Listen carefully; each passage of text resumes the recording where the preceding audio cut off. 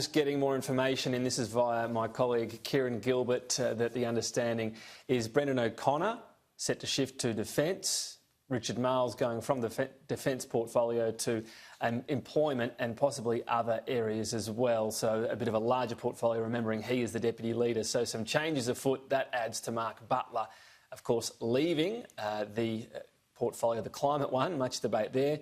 He'll go to health, and Chris Bowen to step into the climate portfolio, so it goes from left to right. So some interesting moves. We're going to get full information, of course, when it's announced by Anthony Albanese, but that's the latest snippet coming out of all of that. Let's go and talk about this, amongst other things, with our political panel. Jason Falinski, Liberal MP, and Patrick Gorman from the Labor Party. Let's start with you, Pat. Your leader begins the year under obvious pressure. I'm sure you'll agree. You don't need to add to that. The policy shifts in terms of Tom, you should let what's him, happening here. You should let him add to that if he wants to. Well, I will let him. You didn't even let me put the question to him, Jason. But some shifts here. Is this an indication that the current team isn't really cutting through in portfolios? Some of them have been there for a long, long time.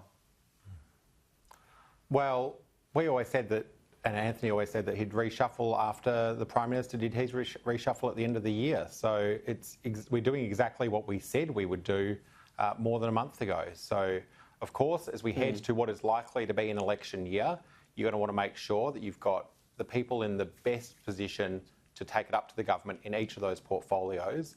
And inevitably, as you say, some people have been in those portfolios a long time. If Anthony decides to move some people around, which is inevitably what happens with a reshuffle, you don't have a reshuffle where everyone stays in the same spot, then I trust Anthony's judgment that he's got everyone in the best position to put forward Labor's plans, Labor's policies, and hold the government to account. So what about Chris Bowen going to energy and climate? Is that an indication, this goes from someone to the left of the party, Mark Butler, to the right of the party, Chris Bowen, that we're going to see some element of policy shift here? Well, we'll wait till the announcement is done, but I think it's worth noting for all of your viewers that our policies are set by the Shadow Cabinet and by the caucus.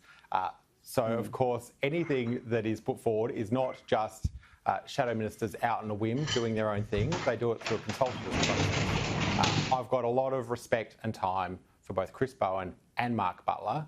They have both served in government and opposition. They are incredibly hard workers.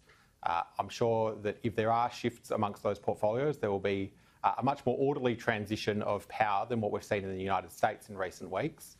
I think it will be a good thing to have a refreshed team putting it up to the government. And of course, we've seen, Josh Frydenberg used to be the energy minister not that long ago, and now he's got to stop the National Party trying to raid the piggy bank to build coal-fired power stations all over Australia.